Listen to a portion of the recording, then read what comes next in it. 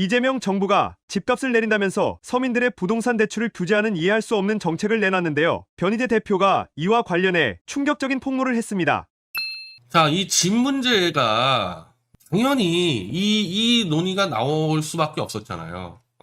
한국의 R자인 강남, 용산, 목동 그 아파트 부분이 있지 않습니까? 그러면은 그거는 30억, 40억이 필요하니까 6억 대출로는 죽었다 깨도 살 수 없잖아요. 그러면 이 아파트들은 누가 사느냐? 중국인이나 현금 부자가 사는데 지금 따져보니까 중국인들에 대한 대출 규제는 전혀 없다. 아니, 있을 수가 없죠. 중국 애들이 중국은행에다가 가서 대출 받아가지고 그 돈 가지고 사는데 무슨 수로 이거를 막습니까? 그래서 올 집합건물 소유권 이전 총등기가 5,153건 외국인이, 그 중에 중국이 66.9%입니다. 미국이 630건, 베트남 173건. 그러니까 중국이 다 휩쓸고 있다는 거 아닙니까, 지금 한국의 아파트들을? 그럼 중국 애들은 이거 왜 사느냐? 중국 애들도 마찬가지입니다. 중국 애들도 한국하고 똑같은 정보 갖고, 이재명 정권 들어오면은 멍청하게 또 아마 부동산 규제할 테니까 이 아파트 오르겠지? 그때부터 사들이는 거야, 중국 애들이 그냥, 그때부터.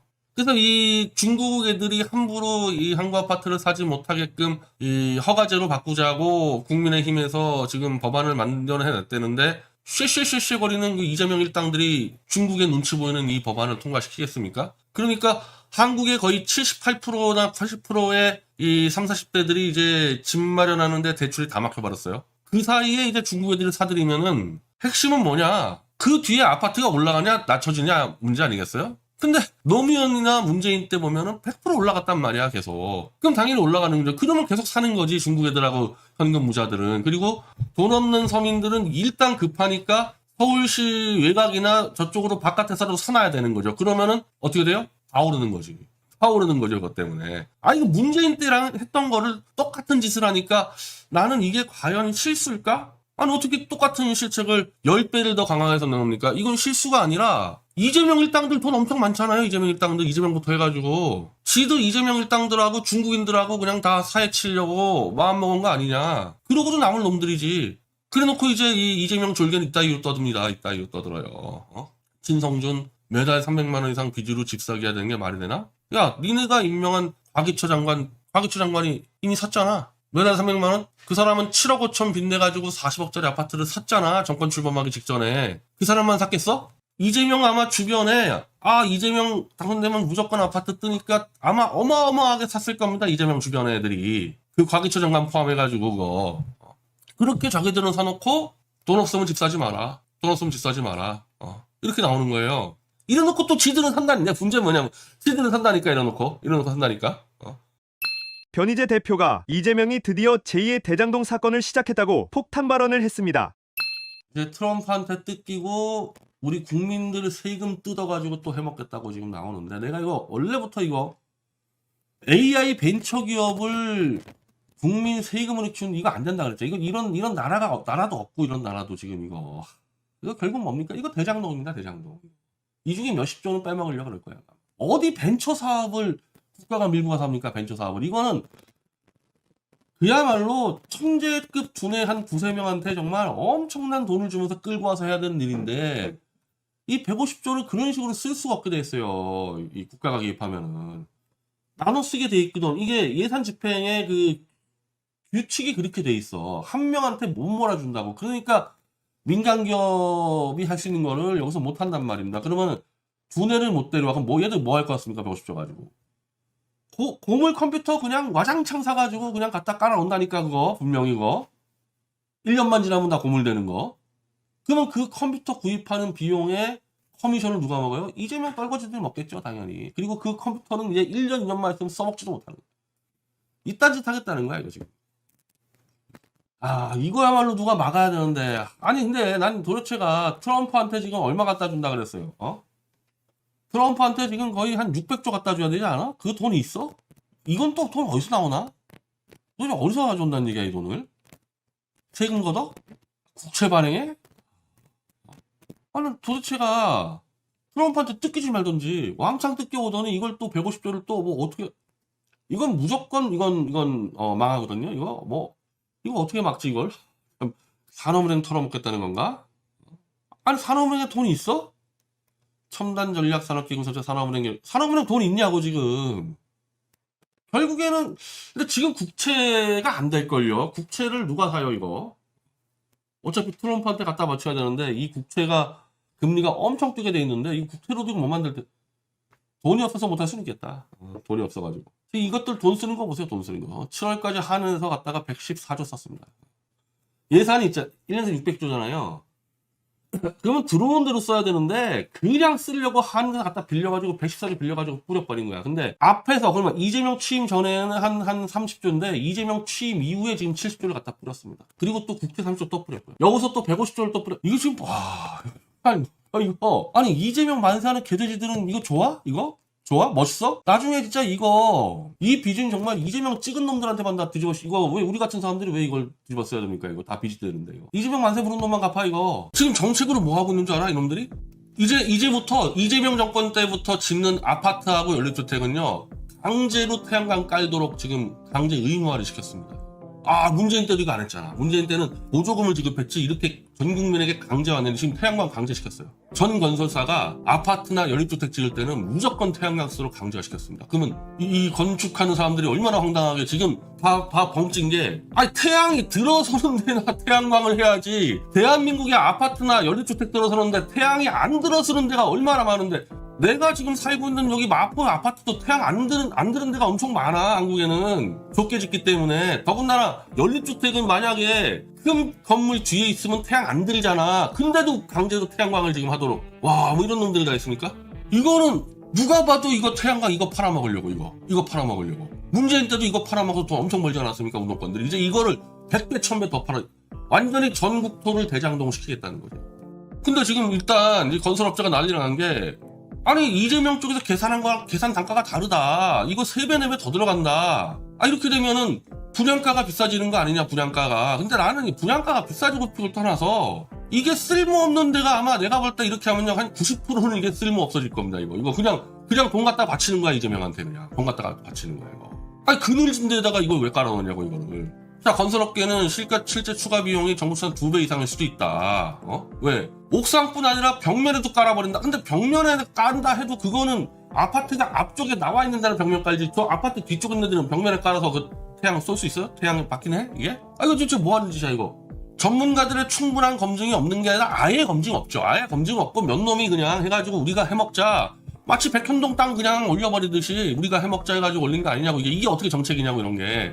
근데 여기다 이제 여기 이걸로는 중국 내 과잉 생산된 태양광 패널의 국내 소비를 촉진하는 친중 경제 정책. 단순히 친중이 아니라 어디 중국 브로커들하고 엮여 있겠죠. 중국 브로커들하고. 올해부터 짓는 아파트다가 다 깔아버리려면은 한국에서 만드는 건 택도 없으니까 중국에 있는 그 쓰레기통에 있는 것들 다 가져와가지고 팔아먹고 그걸로 떼먹겠다는 얘기밖에 더 되냐고 이게 지금. 중국한테 아부아처럼 쉐쉐하고 브로커들하고 커미션 나눠먹겠다는 거 아니야 이거. 이런 정책이 지금까지 있었어 한 번이라도? 근데 더 쓸 거 아니냐고. 또 가을에 또 뿌린다며 돈. 그리고 또 세금 올린다며. 가는 털고 국채 발행하고 세금 올리고 또 뿌리고. 이런 놈이 다 있어 이거. 야 누구 하나 단식 안 하냐 국민의힘에서?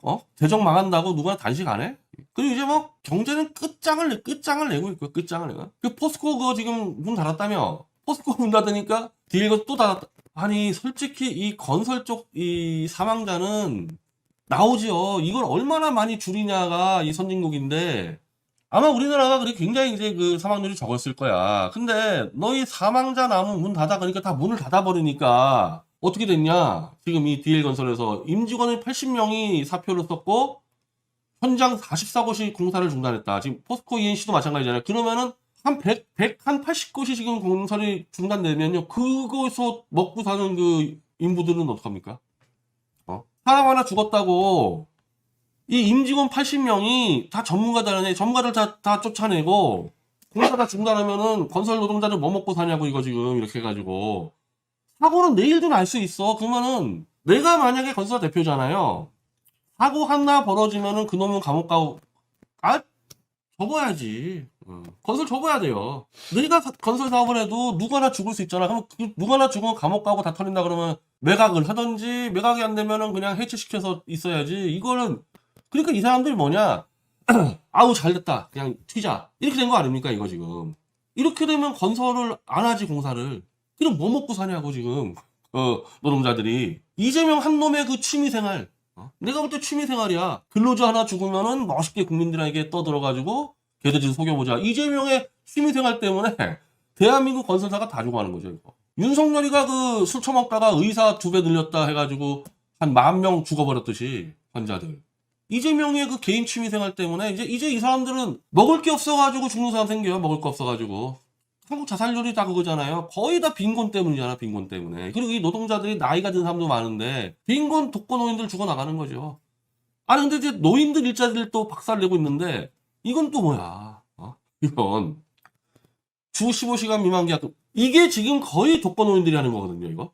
이렇게 되면 어떻게 됩니까? 주 15시간 미만 계약 금지하면요, 안 하지, 계약을. 안 하지. 독거노인들을 최저 비용으로 써가지고 돌리는 그 사업 분야에 쓰는 건데, 너 계약 그렇게 하지 마라 그러면 그럼 사업 안 해버리죠, 그거. 사업 안 해버리지. 그리고 알바 2년이라면 무기계약직 이거 뻔하죠. 그러면 1년 11개월까지 쓰고 이제 자르는 거죠, 뭐. 아니, 이것들은 대기업은 쫓아내, 미국으로. 중소기업은 다 죽여, 자영업 다 죽여, 알바 다 죽여. 이거 해먹으려고 세금 올려, 3건 만에. 난 이렇게 전방위로 다 죽이는 인간은 또 천번에, 진짜. 아무리 나쁜 놈이어도 문재인이 여기까지 아니었는데. 이거 볼 것도 없어요, 이거. 그러니까 이것들이 한 번이라도 자영업을 해본 적도 없고, 알바도 해본 적 없고, 늘 운동권 하면서 돈 뜯어먹고 세금 처먹는 놈들이니까 이걸 모르는 거죠, 그냥. 어디 가면 또 지 운동원들 와가지고 박수 치면, 와, 대단하지. 알바짜리 끝장을 낸 겁니다. 그럼 지금 안 그래도 알바가 없어요. 문재인이가 하도 올려놔가지고, 최저생계 비용을. 그리고 알바를 쓸 수도 없지. 알바 썼다가 비용이 너무 나가니까. 그러니까 15시간 미만으로 짧게 잘라 쓰고 있었거든. 근데 이거를 불법을 시켜버리면 그냥 아예 알바를 안 써버린다니까. 그럼 알바 애들 놀잖아. 지금 안 그래도 식당 애들 전부 다 지금 주문 보세요. 메뉴에 지금 이제 없어, 알바들. 다 키오스크 하잖아, 지금 전부 다. 안 그래도 알바짜리가 없는데 마지막 알바짜리까지 끝장을 내버리면요, 이제 알바 2년은 절대 불가능한 거죠. 왜 알바 넘치는데 1년 11개월 하고 내고 또 쓰고 그런다고 또 무슨 자영업자가 또 잘 사는 것도 아니죠. 아니, 가급적 알바도 오랫동안 하고 이어가면서 해야 되는데 뭐 먹고 살 길이 없으니까 계속 쓰고 자르고. 이재명 지네들은 이거 모르지. 지들은 세금 쳐가지고 몇십 조 해먹고 그러면 되니까.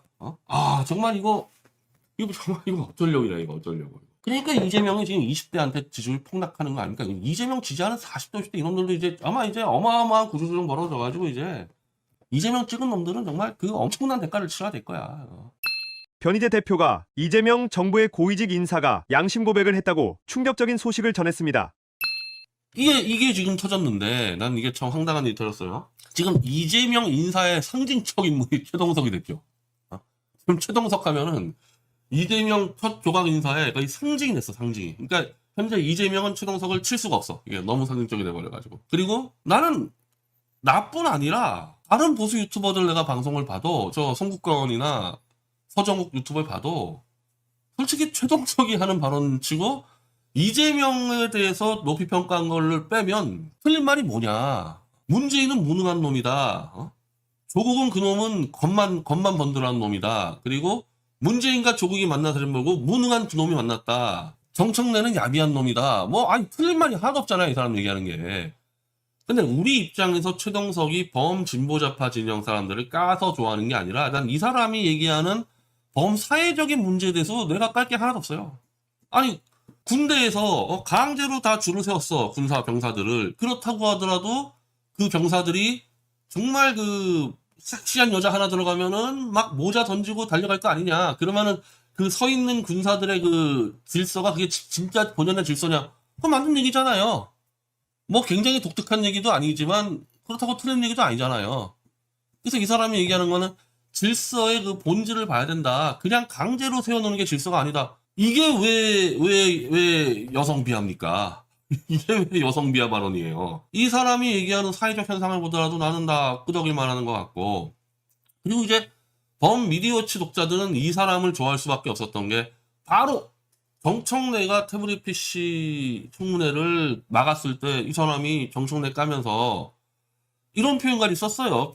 저 변희재는 이재명을 지금까지 단 한 번도 좋게 얘기한 적이 없어. 그자가 성남시장 할 때부터 경기도지사 때부터 대선 후보 때까지 난 10몇 년 동안 이재명과 사실 소송도 내가 5개 같이 해왔고, 그리고 내가 소송하는 과정에서 저자의 그 내면을 다 봤기 때문에 나는 이재명에 대해서 좋은 얘기 한 적이 한 번도 없어요.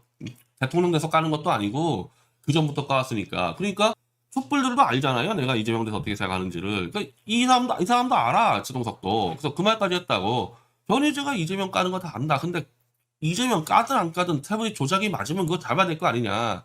그렇게 얘기한 사람이거든. 근데 오늘 경향신문에서 왜 그렇게 MBC 한결의 경향이 최동석을 죽이려고, 아마도 이 MBC 한결의 경향은 김어준이나 정청래나 문재인 쪽에 줄 서 있는 놈들 같아, 대부분이. 사실 이재명이 김어준, 문재인보다는 굉장히 취약하거든요. 당에는 그 미친 개돼지들 빼고는 별로 없어요, 사실 이재명이. 그래서 상당히 불안해, 이재명 자체는. 그러니까 이 기득권 좌파들은 지금 전부 다 이 문재인, 정청래에 줄 서가지고 최동석을 죽이려고 달려들고 조국을 석방시키려고 그 짓거리 하고 있지 않습니까? 그러니까 사실은 이재명 쪽에서는 야, 정청래가 태블릿 조작을 막아서 이재명 죽을 뻔했거든? 그걸 한번 살려볼까? 이런 고민할 수 있는 거죠. 지금 정청래는 이제 오늘부터 거의 상황처럼 굴려버릴 겁니다. 이재명보다. 그때 정청래를 꼼짝 못하게 하는 카드는 최서원과 태블릿 PC거든. 이건 지금도 99.99% 다 오늘 다 확정이 돼 있는데 최서원만 나 확정되지 않습니까? 그러면 정청래가 그 태블릿 PC 진실을 막은 거를 가지고 뭐라고 변명하겠어. 더군다나 태블릿 PC는 보수와 좌 전체를 때릴 어마어마한 허리케인인데 그 안에 정청래 때려 죽일 수도 있어요. 그걸로. 그리고 그걸로 사실 이재명도 죽을 수도 있어, 잘못 걸리면. 이쪽 국힘당에 있는 그 떨거지들은 다 죽는 거고, 지금 박근혜 탄핵이고 심지어 윤석열 탄핵도 다 은폐시키는 놈들 다 죽는 거고, 오히려 이런 사람들, 최동석 같은 사람들이 저희와 연대가 될 수 있죠. 지금까지 우리가 촛불과 연대했듯이. 그러니까 경향신문이 이걸 쳤습니다. 국정농단 태블릿 증거조작설에 사실상 동조하며 국회 청문회 증인 채택 관련해서 정청래를 비판했다고. 그러니까 나는 이 기자가 이유진이라는, 내가 모르는 기자, 요즘에 있는 기자들은. 내가 요즘에 거의 10년 동안 기자들하고 별로 관계가 없어서 그런데, 첫 번째, 태블릿 조작설에 대해서 본인의 입장이 있어요? 본인이 이거를 파악을 하고 이게 진짜 조작이 맞는지 아니면은 조작이 그냥 가짜뉴스인지 정도는 판단을 하면서 기사 써야 되는데, 최근에 태블릿 기사 쓰는 저 기자들은 그 판단을 못해. 왜? 조금이라도 들여다보면 조작이 맞으니까 의도적으로 눈을 감고 쓰는 겁니다. 그렇다고 조작이 맞다고 지르는 순간엔 제가 그냥 고소 들어가기 때문에 그것도 못하고 요런 식으로 이용해가지고 흠집내는 아주 야비한 짓을. 이건 기자도 아니지, 그냥. 그러니까 태블릿 증거 조작설을 갖고 최동석이 정청래를 한심하게 비판했단 말이야. 그러면 여기서 핵심 뭡니까? 태블릿 증거 조작설이 맞으면은 이 비판은 맞는 거야. 이 조작설이 가짜뉴스라고 하면 최동석이 오버한 거고, 그러면 기자가 쓰려면 이걸 판단을 해야 되는데 판단을 못하는 거죠. 판단 못한다기보다는 이미 언론계 전체 다 알아. 조작이라는 거. 조작인 거 알지만은 숨겨. 독자들한테 숨겨. 독자들이 알려주면 우리 죽는다. 이 짓거리 하고 있거든요. 그러니까 아무런 판단도 못하고 그냥 쭉 이렇게 쓰는 거죠, 그냥. 그러면서, 자, 최동석 얘기했어요. 김영철 검사 탄핵 청문회 때, 법사위원장 정청래에게 말한다. 우리는 이거 따로 기사 썼었죠, 작년에. 영상에서, 증인 채택 문제. 그게 저하고 최선 얘기예요. 증인 채택이 저하고 최선인데, 태블릿 PC 조작은 이미 법원의 판결을 입증했다. 이건 뭐냐면, 장시호 태블릿 PC 반환 소송에서 최서원 쪽 법률을 대리인이 이동환 변호사였고 미디어 측하지 않았습니까? 우리가 쫙 갖다 내니까 결국 장시호 말이 다 거짓말인 거야, 태블릿 PC에 대해서. 그래서 판결문에 장시호 태블릿 PC 관련 발언은 다 거짓말이다. 그래서 그게 법원 판결로 입증됐다는 얘기거든요, 그게. 왜? 김영철 탄핵 청문회의 핵심이 장시호 위증 여부였지 않습니까? 근데 장시호 위증이 법원 판결로 나왔어. 그러니까 최동석은 이렇게 얘기한 거죠. 이게 골 때리는데, 아니 세상에서 지금 그 언론계에서 변희재 모르는 사람 있어요? 언론계에서 변희재 모르는 사람 없는데, 태블릿 PC를 음해할 땐 제 이름을 절대 못 씁니다. 왜? 제 이름 들어가는 순간에 언론중재이나 바로 민형사 들어가기 때문에 무서워서 제 이름을 못 써요. 그래서 지금 언론계 놈들은 어떻게 하고 있냐? 변희재란 이름을 아예 감추는 그 전략을 똘똘 뭉쳐가지고, MBC부터 한겨레 조중동 똘똘 뭉쳐가지고 제 이름을 안 쓰면서 음해하려는 이런 식으로 쓴단 말이에요. 이런 식으로. 이 기자가 아니죠. 이건 기자가 아니라 그냥 내가 말한 대로 브로커들이야, 브로커들. 정청래나 김어준 밑에 줄 서 있는 브로커들이에요. 그의 말에 의하면 청문회에서, 그러니까 최동석은 제 말을 실명되고 인용을 했어요. 그럴 수밖에 없잖아요. 최동석이 태블릿 조작을 조사한 게 아니기 때문에 변희재의 방송이나 변희재의 글을 보고 판단하는데, 그의 말에 의하면 참고인으로 불러 신문하면서 강력히 반대한 사람이 박 전 정청래라고 한다. 사실 이거 제가 얘기한 게 아니라 소영길 대표가 얘기한 건데 정청래는 좌고면하지 말고 과거 제가 이재명을 어떻게 했다 이런 쓸데없는 생각하지 말고 지금 우리가 할 일은 진실을 밝히는 것이다. 내가 말하고 싶은 건 이거다. 태블릿 사건이 이미 조작됐고 국민을 속였다는 것이다. 그리고 왜 최동석은 뉴탐사하고 좀 관계가 있잖아요. 뉴탐사 방송 나가서 제가 방송하면서 태블릿 PC 조작을 다 입증을 했잖아요. 뉴탐사에서. 그럼 이 조작의 진실이 회의록에 기록돼야 될 거 아니냐. 정청래는 무슨 짓을 하는 거냐. 관심 많이 들어. 다만 최 처장은 태블릿 PC가 조작됐다 해서 촛불혁명 문재인 정부의 탄생이 정당하지 않다. 정당한 생각은 말도 안 된다. 이건 이제 우리 당 정치적 식견이 다른 거죠. 우리 정치적 시각이. 진실까지는 같이 가. 태블릿. 근데 나는 태블릿 조작이 다 드러나고 한동훈의 조작이 다 드러나면은 문재인 정권 정통성은 그냥 무너진다고 봐요. 왜냐하면 그 두 놈을 시켜서 사건을 조작시킨 게 문재인이기 때문에 그래. 단순히 이게 조작됐기 때문에 문재인 정통성이 무너지는 게 아니라 그 두 놈을 사냥개로 이용한 놈이 문재인이기 때문에 그래요. 그리고 조국도 마찬가지고 조국도. 그러니까 이 부분 대해서는 나는 뭐야 촛불하고 뭐 식견이 다를 수밖에 없죠. 자, 최서원은 동네 아줌마인데 청와대 행정관이 나와서 설설 끼면서 청와대 가장 김원식 문화. 이거 사실이 아닙니다. 이건 모르겠죠. 최동석 씨는. 이건 사실이 아닙니다. 정호성하고의 관계는 정호성의 상사가 정윤회잖아요. 최서원은 정윤의 와이프잖아. 그러니까 정호성은 자기 상사의 와이프로 대하니까 정호성은 최서원한테 깍듯할 수밖에 없는데 나머지 청와대 애들이 최선실은 존재도 몰랐는데 뭘 기어다녀. 존재 자체를 뭐 알아야지 가서 기어다닐 거 아닙니까 지금. 지금 이제 문재인 때도 그렇고 이재명 때도 그렇고 그 상황을 다 김어준이라 그러잖아요. 그 비선 라인이지. 문재인보다 김어준을 위로 보잖아. 지금도 이재명보다 위로 봐서 결국 이번 당권 전쟁에서 김어준이가 이재명을 밟았다고 보지 않습니까? 그럼 어떻게 됩니까? 따그리 다 김어준한테 가서 엎드려 기고 아부하고 아첨하고 난리도 아니잖아요. 쟤네들 민주당 국회의원들 이현주부터 다 김어준 앞에서 엎드려 절하고 그런 짓거리 하지 않았습니까? 그게 비선이지. 김어준 같은 놈이. 최서원은 존재를 몰랐기 때문에 기어다닐 수가 없어요. 최서원은. 그냥 박근혜 가정부 노릇하면서 박근혜가 이제 뭐 얘기하다가 나온 거 아니면 얘기하는 거 주워 들어가지고 그거 주워 들은 거 가지고 고영태하고 몇 번 좀 공유한 거 그게 다예요. 그리고 고영태하고는 오래 못 갔기 때문에 고영태와 최서원이 일을 벌인 것도 없고 오히려 나중에 최서원이 고영태를 일을 못하게 막죠. 자꾸 이상한 거 해먹으려고 하니까. 그래서 고영태가 최서원 비석할 것인 거 아닙니까? 그게 진실인데 최동석이나 송영길 대표나 안진걸이나 이건 알 수가 없고 이걸 내가 설득할 수는 없는 거잖아요. 이거를. 일단 태블릿부터 해결해야 되는 거니까. 그리고 최 처장은 정 대표, 정청래에 대해 자기 연시 욕망이 맞잖아요. 지 사익밖에 모르는 놈이잖아. 지 사익밖에. 이재명이 죽든 말든 국가가 망하든 말든 지 사익밖에 모르는 놈이잖아요. 그래서 정청래에 대해서 항상 자기 얼굴이 나는 곳에 나타나서 자기를 과시하는 맞지 않아? 맞지 않냐고. 그리고 이제 이렇게 해서 끝. 한마디로 유진 기자가 한 짓은 고자질, 일러 바치는 거. 고자질. 최동석이 변이제 따라서 태블릿 조작됐다고 떠들었어요. 정청래 나쁜 놈이라 그랬어요. 여러분들 돌로 쳐 죽여주세요. 이 짓거리 한 거죠, 이유진은. 이 짓거리 한 거지. 이 기자도 아니라 그랬잖아. 판단을 내려줘야지, 판단을.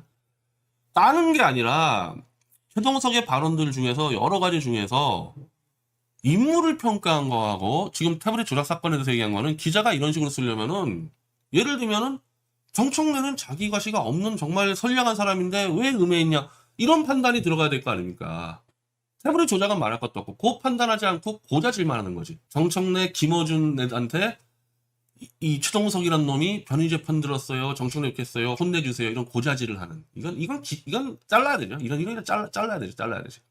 이게 기자가 잘라야지. 근데 변희재 대표가 이재명의 지지율에 대해 역대급 폭탄 발언을 했습니다.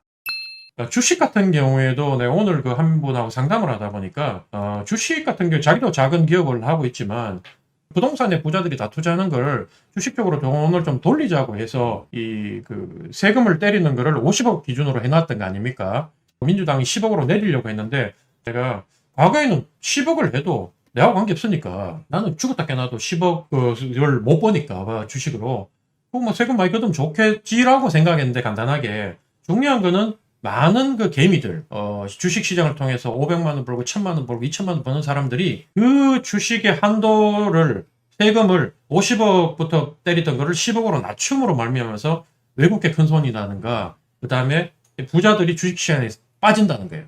그러면 그동안 100만 원, 200만 원 벌었던 사람, 1000만 원, 2000만 원 벌었던 사람도 주식에서 전부 다 손해를 보는 건지 이 수익이 줄다 보니까 이게 단순히 정치하는 분들이 좋은 취지만 갖고 현장을 모르면서 법을 막 찍어내듯이 만들어내면 실제로는 거기에 따라 가지고 고통받는 것은 서민들이다. 서민약자다. 대표적인 게 사회주의 공산주의 아니냐. 이상은 좋았지만 다 죽였지 않느냐 이 말을 하더라고요. 아니 지금 포스코 ENC가 건설사 중에서 사망률이 제일 적은 건설사인데 그거를 찍어서 죽인다 그러니까 그쪽에 있는 70개 건설 현장이 다 중단돼서 그러면 건설 노동자들이 그걸로 하루로 먹고 살다가 그 생계가 없어져 버린 거예요.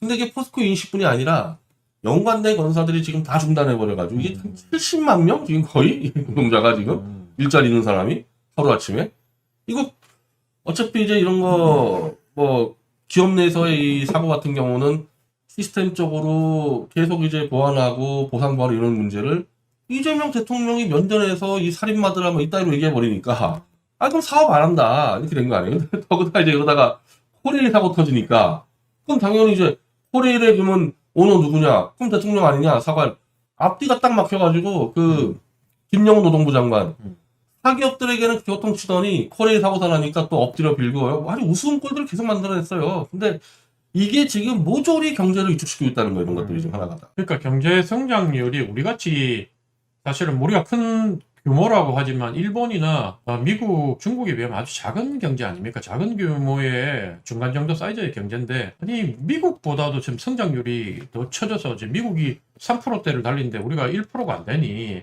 이게 나라가 정말 존립을 할 수 있느냐.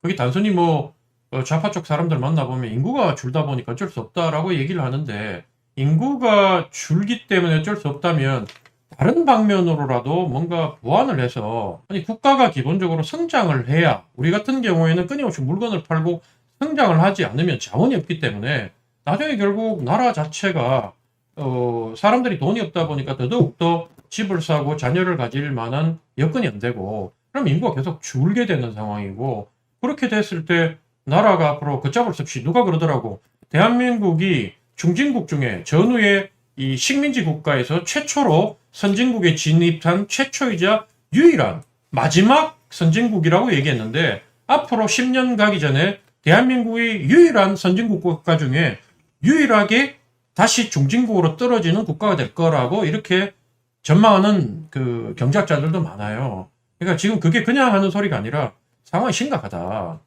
그걸 이 정부는 지금 그런 거에 대해 집중하기보다는 전부 다 뭐 요즘 정치 노름하기에 바쁘잖아요. 그리고 대통령 사면하는데 어느 정부가 첫 번째 사면 임기 집권하고 지금 석 달인가 만에 정치인 그것도 아주 논란거리가 많았던 정치인들 조국 같은 사람을 사면하고 그 다음에 그 윤미향 8.15 때 그것도 이런 사람을 사면한다는 게 있을 수가 있느냐. 또한 지금 여론이 지금 8% 떨어졌다는데 내가 봤을 때는 저 8%도 제가 민주당이 더 미워서 그런 게 아니라 대체적으로 갤럽이나 여론조사 기관 리얼미터도 그렇고 여당이 유리하게 와요. 그럼 여당이 유리하게 할 수밖에 없는 게 여당에서 자기들한테 이 발주를 많이 해주니까 여당이 유리하게 나는데 저 정도 났다는 거는 아마 내부적으로 봤을 때는 지금 40% 우리가 썸네일에서 적었지만 40%대로 떨어졌을 거다 이미. 지금 사실 이제 이번 주에 리얼미터는 분명히 40%대로 들어와 있는데 아마 또 마사지를 하겠죠. 다음 주 월요일날 좀 올려놓겠지.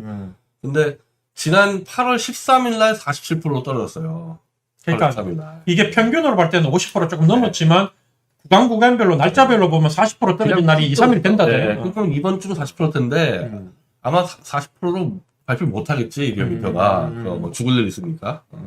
아마 그래서 올려놓을 텐데 뭐 그렇게 올리는 게 한계가 있는 거죠. 그러니까 사실은 문재인 정권이 지지율이 1년 동안 거의 뭐 7, 80을 유지해가지고 죽을 때까지 갈 줄 알았는데 야금야금 빠져가지고 결국에는 40%대 초반 30%대까지 가서 정권 교체된 거 아닙니까? 근데 그 현상이 이재명 정권은 문재인 때보다 훨씬 빠르다. 지금 미국의 그 움직임을 보면은 미일 동맹하고 한미 동맹 다 묶어가지고 거기다가 필리핀, 호주, 인도까지 묶어서 아예 그냥 이 중국이 혹시라도 대만 붙어버리면은 같이 기동력 있게 움직이겠다. 그래서 한국에 있는 주한미군이 사실상 이제 이 주둔하게 된 거는 북한 침공을 막는 거였는데, 그것뿐 아니라 중국의 대만 침공도 막겠다 그러면 이제 그 미국이 주둔하는 이 주한미군 성격이 바뀌잖아요. 그래서 이게 지금 얘기가 됐냐 안 됐냐가 굉장히 복잡한 문제거든요. 지금 트럼프 앞서서. 근데 이게 얘기가 안 되면은 트럼프는 깨겠다는 거고, 내 생각에는 지금 이재명이 하는 거 보면은 아니 위안부나 이런 것들로 일본 쪽에 뭐 편들어 주는데 저거 말로는 하겠죠 당연히. 근데 저 말을 트럼프가 믿을 수 있겠냐가 저게 그런 거지. 말로는 한다 그러겠죠. 아니, 과거에는 한미 동맹회에서 상호 방위 조약에서 주한미군은 북한의 침공을 막는 데만 쓰였어요.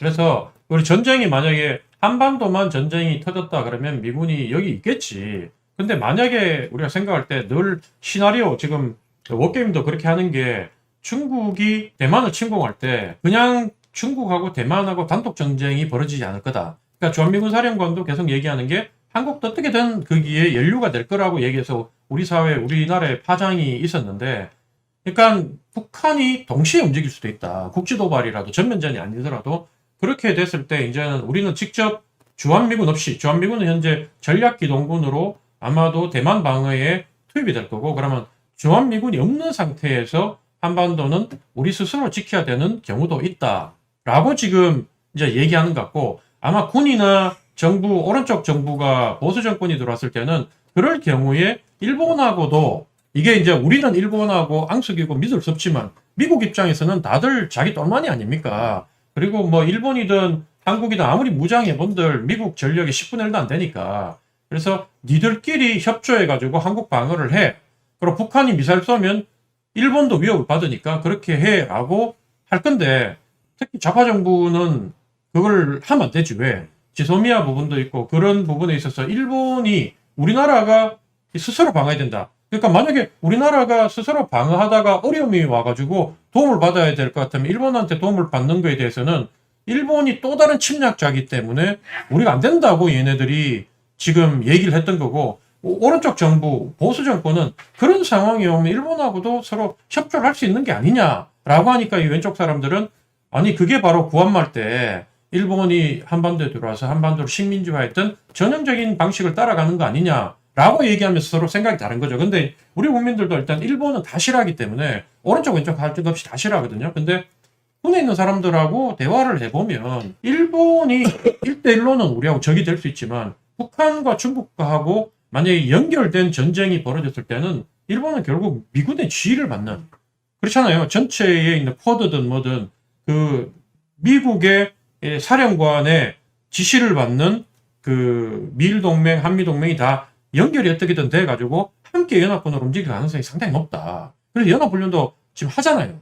근데 미국이 니들 똑바로 그렇게 맨날 싸움질만 할래? 지금 눈앞에 있는 적을 앞에 두고 니들끼리 그럴래? 너 한번 혼나볼래? 이렇게 하고 있는 거야 지금. 최근 이재명이 미국과 관세 협상을 체결했는데요. 역대급으로 성공적이었다고 자화자찬했습니다. 이에 대한 변희재 대표의 충격적인 분석을 들어보시죠. 그리고 이재명 정권이 하는 얘기를 들어보면은 완전히 또 다른 얘기를 해요, 미국하고. 근데 이게 지금 굉장히 좀 의혹이 많다. 그런데 또 제가 또 놀란 것은, 아니 어떻게 협상할 때 동안 전화 한 통도 안 하고 한 번도 안 만나본 상대를 협상 끝나자마자 너 2주 안에 워싱턴으로 와서 추가 투자 금액을 밝혀. 이런 거는 지금 다른 나라하고는 한 번도 없었던 일이거든요. 아니 다른 나라들은 전부 다 협상 전에 정상회담 하면서 했는데, 우리는 협상 전에는 아니 이재명하고 통화도 안 했잖아요. 근데 협상 끝나자마자 워싱턴으로 이거 완전 소환장 보낸 거야. 너 와서 추가로 네가 또 돈 갖다 바칠 거를 밝히기로 했다는. 아니, 그러니까 이런 게 과연 지금 납득이 되냐고요, 지금. 저는 일단은 트럼프 대통령이 낸 공식 성명서 내용 가지고 하는데, 솔직히 트럼프 쪽이 밝힌 내용은 저는 하나도 난 납득이 안 돼요. 오히려 이재명 쪽이 하는 얘기를 들어보고, 그렇지. 그렇게 했어야지 내가 생각하는데, 한마디로 트럼프가 밝힌 내용은, 이거 한국은 완전히 그냥 이 조선왕이, 이 정통성이 없는 조선왕이 책봉받으려고 명나라 황제한테 돈 갖다 바친 그 수준이거든요. 그래서 내가 믿기지가 않는 것들이 많아서 이거는 2주 뒤에 워싱턴에서 결판 나지 않을까. 하나하나 따져봅시다. 하나하나. 제가 이게 오전에 처음 쓴 기자인데 나라를 팔았다. 내가 계산하니까 6천억 달러야. 내 계산 볼 때는. 일본이 5,500억 달러 아닙니까? 아니, 어떻게 GDP가 우리보다 2.5배가 많고, 외환 보유고가 3배가 많은 일본보다 우리가 더 많은 돈을 갖다 바칩니까? 이 액수가 일단 내가 납득이 안 돼서 처음 기사 썼는데, 보세요. 이거 전부 다 트럼프가 얘기한 거예요. 내가 직접 선정한 투자처에 대해 미국에 3,500달러를 제공하게 됩니다. 이거는 트럼프한테 갖다 바쳐가지고 트럼프가 마음껏 쓰도록 한다는 3,500억 달러인데, 근데 3,500억 달러 중에 지금 이재명 쪽은 2천억 달러는 맞다. 트럼프한테 갖다 바치는 건데 그 중에 1,500억 달러는 우리가 미국에다가 조선업을 부활시키는 액수다. 저는 이게 더 문제라고 얘기했죠. 아니, 남의 나라가 한 나라에다가 하나의 특정 산업을 어떻게 부활시켜 줍니까? 그거는 우리 쪽에 조선에 있는 모든 자금과 노하우를 미국에다 갖다 퍼준다는 얘기인데, 아니, 그게 어떻게 협상이 되지? 난 이 자체가 어떻게 협상되는지가 이해가 안 되는 거예요. 이 자체가. 근데 이걸 다 빼고 어쨌든 3,500억 달러인데 여기에 1,000억 달러 규모의 LNG 또는 기타 유품을 구매가 됐으면, 근데 이 1,000억 달러가 아니에요. 이건 트럼프 쪽이 실수했는지 미국 상무부가 공식적으로 홈페이지에 내놓는 거는 1,000억 달러가 1,500억 달러입니다. 1,500억 달러고 LNG라고도 돼 있지 않고, 미리 보여드릴게요. 이 상무부 발표 내용은 그냥 에너지야. 그냥 에너지. 1,500억 달러죠. LNG라고 지금 얘기가 안 돼 있어요. 아메리칸 에너지입니다. 그냥. 미국 에너지를 3.5년 동안에 무조건 1,500억 달러어치 사라. 일본에 이런 조항 없어요. 일본이고, 유럽, EU 같은 경우는 러시아 가스를 지금 못 쓰게 막아놨기 때문에 미국과의 에너지 협약 공약을 맺었을 뿐이고, 한국같이, 한국은 미국에서 에너지를 사올 필요가 없는 나라거든요. 우리는 중동에서 사오고, 이 가스 같은 경우는 호주하고 인도네시아에서 사고 있는데, 이 트럼프가 하도 압력을 넣으니까 우리가 미국산 LNG를 계속 수입을 늘려가긴 늘려갔는데, 아니, 지정학적으로 미국에서 오는 게 쌉니까? 호주나 인도네시아에서 오는 게 싸요. 당연히 우리는 호주, 인도네시아, 말레이시아에서 가져온다고. 근데 그거를 액수를 보통 액수도 아니고, 이게 1,500억 조면은 1,500억 달러면 200조어치를 한국이 미국에서 에너지 사라? 이거는 우리 에너지 수급 계획이 다 흔들리는 거거든요. 이거는 이게 가능한 얘기일까? 근데 어쨌든 갖다 박았어. 이렇게 1,500달러라고. 이건 정말 어떻게 이걸 다 살 수가 있지? 그러니까 이렇게 얘기하는 사람이 있습니다. 지킬 수 없는 거기 때문에 문제가 없다. 이렇게 얘기하는 사람이 있어요. 경제 전문가 중에서. 근데 이것도 일본 언론이 보도한 건데 3개월에 한 번씩 이행 계획과 이행 실천을 확인해서 똑바로 이행 안 하면 바로 관세 100% 때려버린다. 아니, 그렇게까지 돼 있는데 이거 우리가 어떻게 이행 안 할 수가 있습니까? 그럼 액수를 일단 봅시다. 액수가 벌써 이제 5천억 달러 아니에요? 일본은 없어요. 일본 이렇게 강제로 이렇게 구매하는 부분을 뭐 보잉 항공기 100대 이런 정도지, 이런 식으로 아예 액수를 박아가지고 이런 게 없단 말이에요. 그럼 우리는 벌써 5천억 달러가 됐는데, 여기서 진짜 이해가 안 되는 거. 자, 이거 트럼프 대통령 성명서입니다. 더 나아가 자국의 투자 목적을 위한 대규모 투자 자금. 그러니까 한국이 지금까지 3,500억 달러는 미국이 하라는 거를 하는 거예요. 미국을 위해서. 근데 한국을 위해서 하는 미국 투자의 대규모 투자 자금도 투입하기로 합의했습니다. 이 투자 금액은 앞으로 2주 이내에 이재명이 백악관 와서 발표할 겁니다. 이런 게 어디 있습니까? 이미 5천억 달러를 갖다 바치기로 해놓는데 2주 안에 또 가서 또 대규모 투자 자금을 또 발표하는, 이거는 일본이고 EU고 베트남이고 어느 나라하고도 없는 내용이에요. 그냥 완전히 그냥 남의 나라 대통령 소환해서 이 지갑 다 열어가지고 10원짜리까지 털어가겠다는 거잖아, 이게. 지금 어떻게 이런 합의가 나올 수가 있냐고, 이거는. 그리고 지금 내가 알고 있는 경제 상식으로는 5천억 달러는 기업이 만드는 게 아니에요. 이거는 5천억 달러는 왜냐면 펀드이기 때문에 무슨 수를 써서라도 정부가 조달해야 되는 겁니다. 정부가 기업한테 빌리든 한국은행에 가서, 근데 이게 또 문제는 달러잖아. 달러면은 한국은행 돈 찍어가지고 달러로 사가지고 뭐 하든 뭐 무슨 수를 쓰든지, 5천억 달러는 무조건 국가가, 그러니까 한마디로 국민과 국가가 만드는 펀드를 트럼프에 갖다 바치고 물건을 사오는 건데, 그러면 이게 뭡니까? 대규모 투자 자금. 이건 뭐예요? 이게 지금 이번에 가 있던 뭐 현대차 정유선이나 이재용이나 하나의 김동관이나 대한민국 이제 기업들이 가서 또 투자한다는 얘기 아닙니까? 이게 지금. 이건 얼마야, 그럼 도대체? 그럼 일본은 지들이 펀드를 만드는 5,500달러로 끝. 그게 끝이야. 일본 기업이 와서 뭐 한다는 얘기 없어요. 그거 없어. 그건 개별끼리 알아서 하는 거야. 근데 왜 한국은 5천억 달러를 갖다 바치고 또다시 이재명이가 가서 삼성은 얼마, 현대차는 얼마, 하나는 이렇게 하겠다는 거잖아요. 그 액수가 얼마입니까 도대체 그 액수가. 이건 아직까지 공개된 바도 없어. 삼성, 현대차, 하나마 등등이 미국에 이렇게 투자하겠다고 얘기한 거 있잖아 과거에. 근데 나는 과연 이미 삼성하고 현대가 다 발표한 걸 내용을 가지고 이재명에서 또 하겠다? 추가가 또 있을 거 아닙니까? 추가가 거기다가. 이게 얼마인지 지금 감도 안 잡히는 거잖아요. 그리고 왜 개별 기업이 투자하는 거를 대통령이 가서 미국 국민들에게 보증을 섭니까?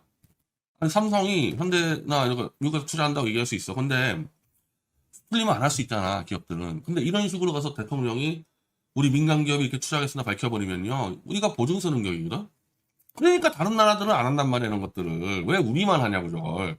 안 그래도 다 털렸는데. 그럼 이것까지 합쳐보세요. 일본이 5,500억 달러인데 한국 5천억 달러 플러스 민간 기업 투자 합치면은 우린 6천억 달러가 넘어갈 수가 있잖아요. 그럼 이게 어느 정도 액수냐, 이거. 액수가 도대체. EU가 7천억 달러인데 27개국이. EU가 27개국이 7천억 달러인데 우리가 왜 6천억 달러를 갖다 바치냐고. 일본은 내가 했지만 일본은 우리 GDP보다 2.5배가 높아요. 근데 나는 GDP보다도 더 황당한 게 아니 우리 6천억 달러를 어떻게 만들어?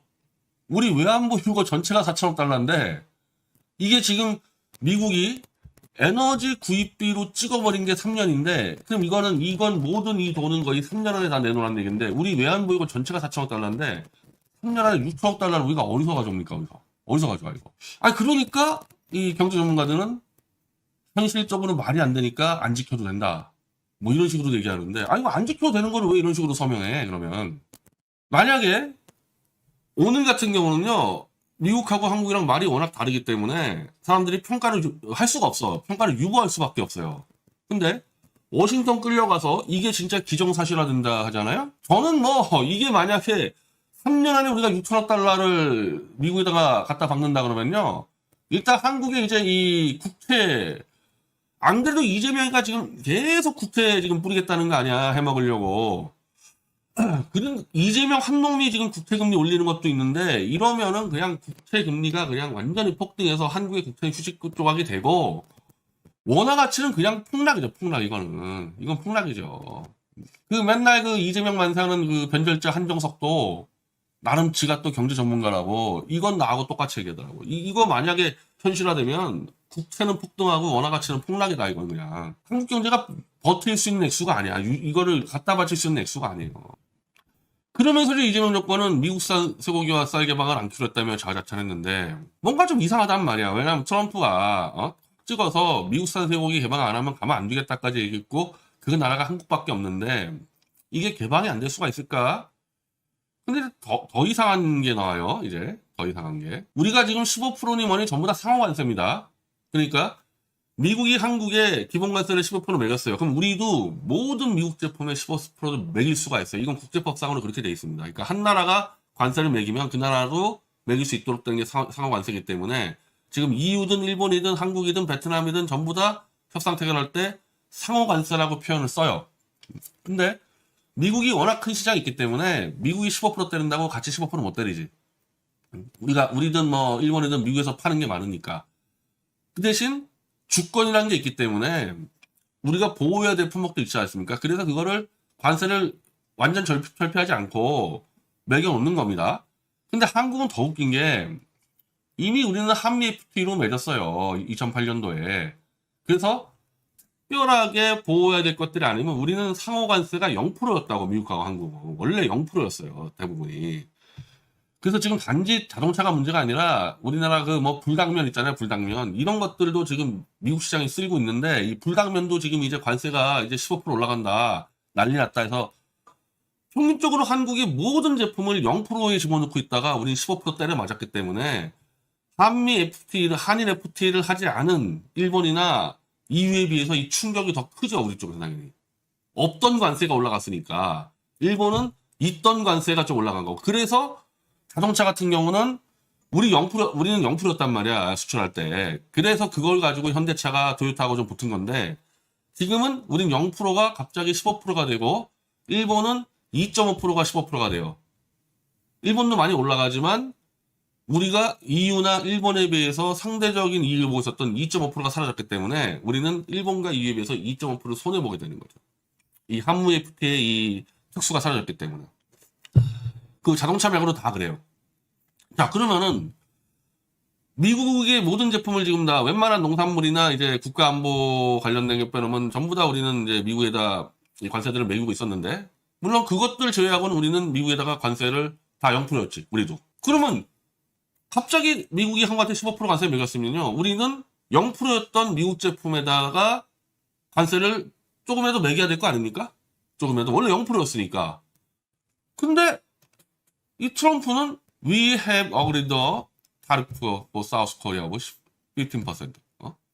대한민국의 관세를 15%로 우리는 동의를 했고, America will not be charged the tariff. 미국은 관세를 물지 않기로 했다.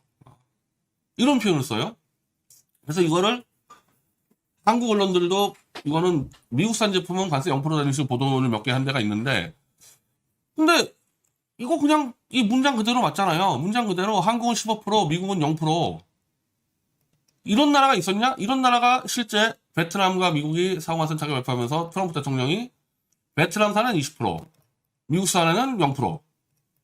제가 쭉 찾아보니까 지금 미국과 이 관세 협상 타결한 나라 중에서 무관세라고 표현된 나라는 베트남과 한국밖에 없습니다. 나머지 나라는 FTA를 안 했죠. 예를 들면 일본하고 미국은 FTA 안 했기 때문에 관세가 있었을 거 아닙니까? 일본 쪽 발표는 관세 그대로 간다. 올리지 못하는 거죠, 일본도. 미국처럼 15% 올리지 못하는데 기존에 매기는 관세는 그대로 간다라는 게 일본이나 EU의 입장인데, 그러니까 1번 보여드릴까요? 자, 일본은 미국산 농산품들이랑 관세 인하 없다. 그냥 간다는 거잖아. 다만 바이오탄올, 콩, 옥수, 비료 등을 포함한 농산품 이런 것들 제품 구매를 확대한다. 다만 관세 인하는 없다. 그리고 나중에도 설명하겠지만은 LNG 등 미국산 에너지를 안정적으로 장기적으로 구입하고 우리처럼 200조 원대는 넣겠다 이게 없잖아요. 그냥 구입 좀 해주고 알래스카 LNG 프로젝트를 검토한다면 뭐 440달러를 투자한다는 말이 어쩌고 있었는데, 일본 정부의 공식 입장은 아니다, 그거 검토다. 그리고 이거는 5,500달러 안에 있는 것을 자기들이 검토한다. 그러니까 한마디로 이 에너지 관련해서 일본은 뜯긴 게 하나도 없어요, 이거는. 근데 한국은 미국에서 관세를 아예 0%, 그러면은 FTA 때도 관세를 매기고 있는 것조차도 지금 0% 하겠다는 거냐. 이게 지금 불확실한 거죠. 근데 내가 볼 때 확실한 건 뭐냐. FTA 때 우리가 거의 미국 상품의 거의 99%를 0%로 했거든요. 그럼 그 0%를 우리는 그대로 유지하겠다는 거야, 미국산에 대해서는. 지금 우리가 따져야 될 거는 FTA 이후에도 관세를 매기고 있던 것들을 없앴냐. 근데 트럼프가 지금 신바람 나가지고 트럼프 뭐라 그랬어요? 컴플리트란 단어 씁니다. 이걸 제가 기사를 오늘 3개 썼는데, 트럼프는 원문에 컴플리트라는 단어를 써가지고 한국은 미국과 무역을 완전 개방하기로 합의했다. 그들은 자동차, 트럭, 농산물 등을 포함한 미국산 제품을 받아들이겠다. 이거 갖고도 이제 영어식 표현으로 이게 오픈이냐 억셉트냐 가지고 논쟁을 하는데, 억셉트라 그러더라도 만약에 이게 관세를 0%라 그래버리면요, 이 표현에 컴플리트라는 개방이 들어가 버렸기 때문에 한국은 미국과 무역을 완전히 개방을 하겠다는 거에 대해서 마치 이재명과 그 사기꾼들이 얘기하듯이 소고기하고 쌀에 대한 추가 개방이 없다 하더라도 원래 있었던 관세를 없애버리면요, 트럼프 입장에서 이런 표현 쓸 수 있는 거 아니냐는 거예요. 완전히 개방이다. 왜? 전 제품에서 0%가 돌아왔기 때문에 소고기 30개월 이상 연령을 수입하지 않더라도 트럼프 입장에서는 100% 개방이라는 얘기는 100% 0%대 관세 아니냐는 거야. 그럼 지금까지 어땠냐? 지금까지 미국산 소고기와 쌀 올해 관세는 각각 2.6%와 5%입니다. 예. 그리고 미국산 사료용 근체류 6.7%, 그 미국산 배 13.5%. 그래서 지금 미국산 사과 가지고 오늘부터 데모 일어났는데, 아니 그러면 이런 관세들을 다 철폐해주면 지금 농민들 중에서 소고기하고 쌀 막았다 해서 이재명 만세 찬양 부르는 그 개돼지들이 있는데, 아니 한번 잘 생각을 해봐요. 어차피 30% 30개월 안쪽에서 다 수입하고 30개월이 넘어가 봐야 31개월, 32개월, 아니면 뭐 소세지나 뭐 햄버거 패티 요 정도란 말이에요, 이게. 그래서 지금까지 수입되는 미국산 쇠고기보단 10% 더 들어올까 말까 한 겁니다. 30개월 이상만 해주면은. 쌀도 마찬가지겠죠. 쌀도 어차피 우리가 커터제가 있어가지고 커터제로 막고 있는데, 그거를 막아주는 대신에 관세를 다 없애버리면요, 나는 이 부분에서 미국산 쇠고기하고 쌀 더 많이 밀려들 거라고 봐요, 이렇게 되면. 관세 없애버리면. 그리고 그나마 이 쌀과 소고기 관세가 낮은데 오히려 과일하고 이 채소 관세가 더 높아요. 그러니까 지금 사과에 대한 검역을 그냥 없앤다? 이건 확실한 것 같아요. 이거는 이재명들도 거짓말 못하더라고요. 그러니까 비관세 장벽이라는 게 검역을 빡세게 가지고 막는 게 있는데 그거 지금 다 풀어준다는 거예요. 그 사과가 난리가 났는데, 검역 플러스 알파 관세 없어버렸다고 하면요, 뭐가 더 많이 시장을 깰 것 같습니까? 관세 없어버린 거하고.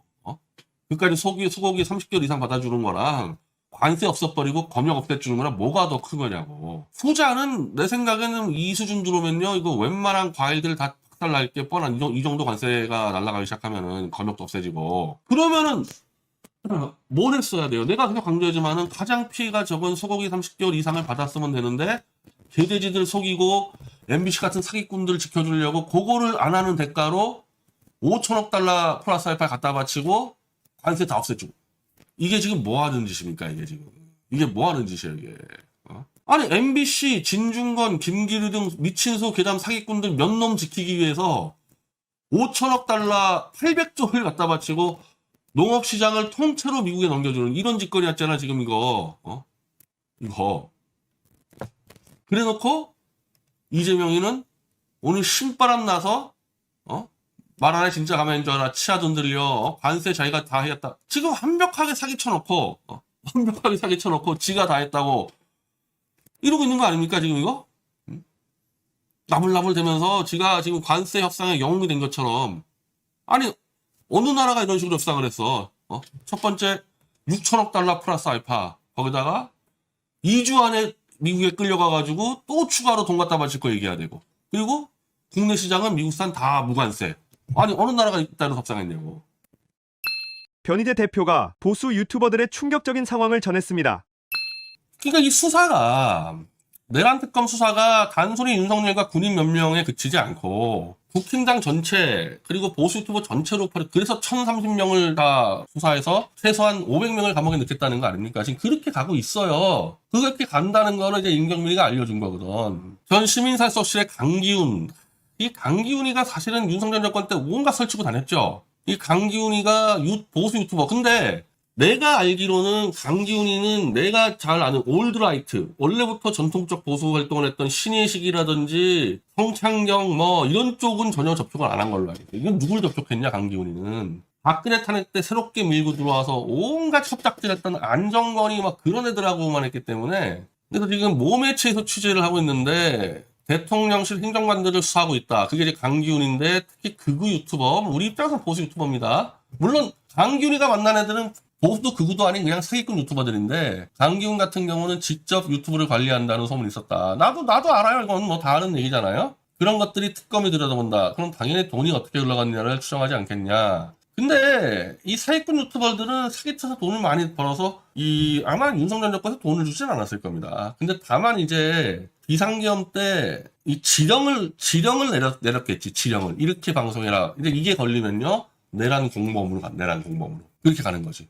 근데 어쨌든 윤석열과 어울려 다닌 이 윤석열 쪽과 유튜버들은 싹 다 내란 공범으로 다 잡혀갈 텐데, 현재 55개의 유튜버를 지금 소환했다고 그래요.